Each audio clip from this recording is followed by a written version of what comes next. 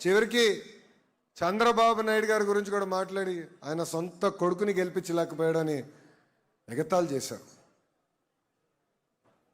అందుకే ఆ రోజు మిమ్మల్ని అడిగా, 5 సంవత్సరాలు మీకోసం కష్టపడ్డా, నిరుపేద కుటుంబాలు ఆదుకునేదానికి ఆనాడు తోపుడు బండి కానివ్వండి, టిఫిన్ బండి అందించాం.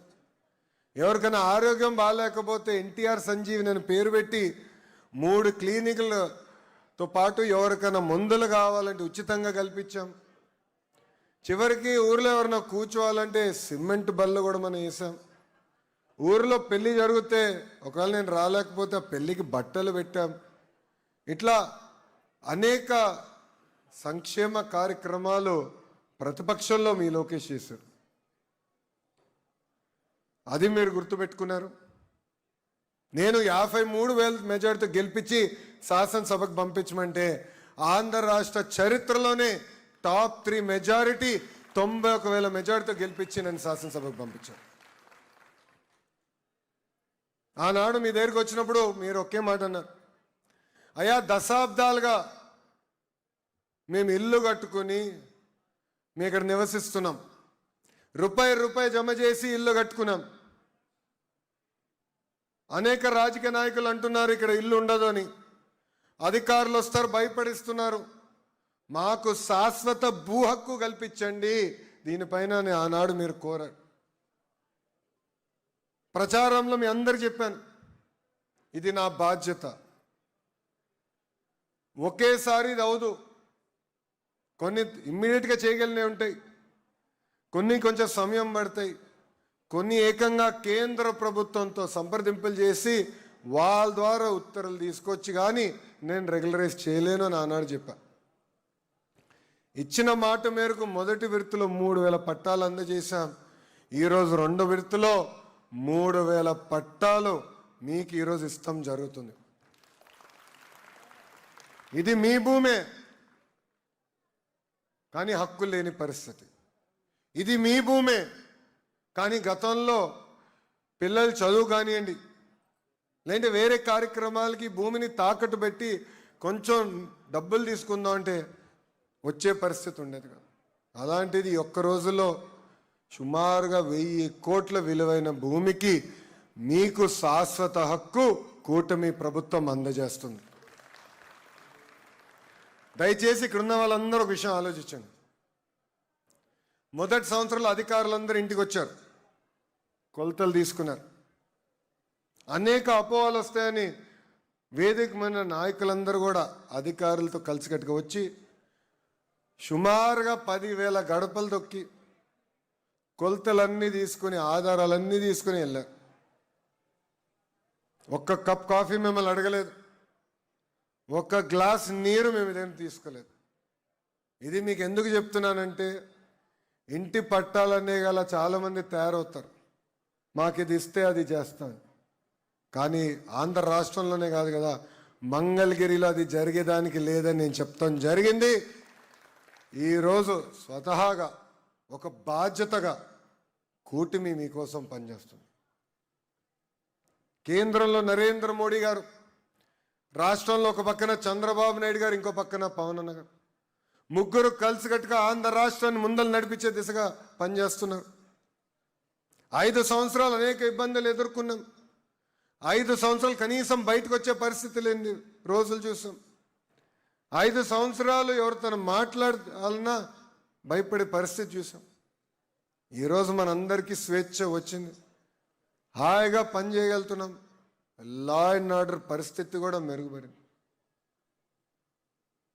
ఈరోజు పెన్షన్ ఇస్తున్నాం, తల్లికి వందనం చేస్తున్నాం, ఉచితంగా 3 గ్యాస్ సిలిండర్లు, మహిళలు బస్సులో ప్రయాణించే ఉచితంగా ప్రయాణించే హక్కు కల్పించాం.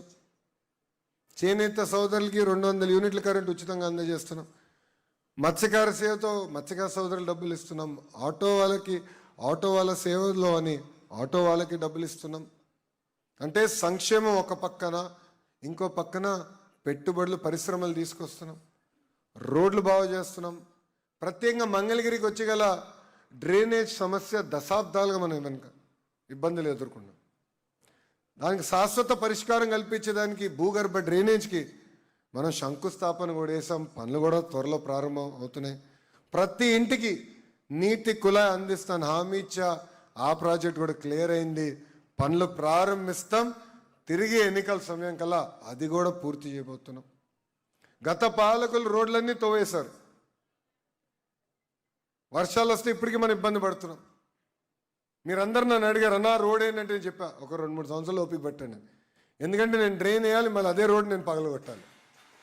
ఇన్నాళ్ళు ఓపిక పట్టే, ఇంక 2-3 సంవత్సరాలు ఓపిక పట్టండి. తప్పనిసరిగా రోడ్ కట్ చేసి పైప్ వేసి శాశ్వతమైన పరిష్కారం చూపిస్తాను, అది కూడా చేస్తున్నాం. ఇంకా మంగళగిరికి వచ్చి గల పరిశ్రమలు తీసుకురావాలి, పెట్టుబడులు తీసుకురావాలి. మన యువకులకి మంగళగిరిలోని ఉద్యోగాలు కల్పించాలనేది మీ లోకేష్ లక్ష్యం. అంటే అభివృద్ధి, సంక్షేమం రెండూ కలిసికట్టుగా తీసుకెళ్లే బాధ్యత ఈరోజు కూటమి ప్రభుత్వం తీసుకుంటుంది. అమ్మ, మీరందరూ చూస్తున్నారు, కూటమి ప్రభుత్వం అధికారంలోకి వచ్చిన తర్వాత మన నియోజకవర్గానికి ప్రత్యేకంగా 100 పడకల హాస్పిటల్ కానివ్వండి, మహానాడు ప్రాంతంలో దశాబ్దాలుగా మనకున్న కోరిక రీటైనింగ్ వాల్ పనులు ప్రారంభించాం. భూగర్భ డ్రైనేజ్, తాగునీరు, అదేవిధంగా మీరు చూస్తే గ్యాస్ కూడా పైప్ ద్వారా త్వరలో అందించబోతున్నాం. నిడమరు స్కూల్ మీరు చూశారు, ఎంత అద్భుతంగా ఒక ప్రభుత్వ పాఠశాల ఇంటర్నేషనల్ స్కూల్గా మనం తీర్చిదిద్దుకున్నాం. లక్ష్మీ నరసింహస్వామి గుడి కూడా వదిలిపెట్టలేదు, పనులు కూడా ప్రారంభించాం. అది కూడా డిసెంబర్ జనవరి కల్లా ఆ పనులు పూర్తి చేయబోతున్నాం. ఇంకా మంగళగిరి తెనాలి రోడ్ గతంలో ఎలా ఉండేదో మీ అందరు తెలుసు. రాత్రి అందరూ భయపడేవారు ఆ రోడ్డు పైన వెళ్ళాలంటే, ఎక్కడ గుంతలో పడతాం, ఇబ్బంది పడతాం. ఈరోజు హాయిగా వెళ్ళొచ్చు. బహుశా ఆంధ్ర రాష్ట్రంలో అంత అద్భుతమైన రోడ్డు ఉండకపోవచ్చు, అంత పర్ఫెక్ట్ క్వాలిటీతో వేసాం. ఊర్లో ఉన్న రోడ్లన్నీ కూడా పూర్తి చేస్తున్నాం. పార్కులు, కమ్యూనిటీ భవనాలు, మూసేసిన అన్న క్యాంటీన్లు తిరిగి ప్రారంభించాం. చర్చిలు, మసీదులు, గుడులు అభివృద్ధి చేస్తున్నాం. ఇంకో పక్కన మీరు చూస్తే చివరికి శ్మశానాల్లో కూడా ఈరోజు కూటమి ప్రభుత్వం అభివృద్ధి చేస్తుంది. ఇవన్నీ మీకు ఎందుకు చెప్తున్నానంటమ్మా, సంక్షేమ అభివృద్ధి అనేది జోడెద్దుల బండి, రెండు కలిసికట్టుగా తీసుకెళ్లాల్సిన బాధ్యత ఇక్కడున్న మనందరిపైన ఉంది. ఆనాడు నేను హామీ ఇచ్చా, మీకు ఇంటి పట్టాలు మీకు అందజేస్తామని. ఈరోజు నిజంగానే నాకు చాలా ఆనందంగా ఉంది. ఎందుకంటే 2వ విడతలో 6,000 పట్టాలు మనం అందజేస్తున్నాం. ఇంకా చేయాల్సిన కొన్ని ఉన్నాయి, కాలువలు ఉన్నాయి, అదేవిధంగా మనకి వాటర్ బాడీస్ ఉన్న దగ్గర ఇవ్వాల్సిన, అక్కడ ఆల్రెడీ ఇల్లు కట్టుకున్న వారు ఉన్నారు, అది సుప్రీంకోర్టు కొన్ని ఆర్డర్స్ ఉన్నాయి, దాన్ని ఎట్లా చేయాలని కూడా మేము హోంవర్క్ చేస్తున్నాం.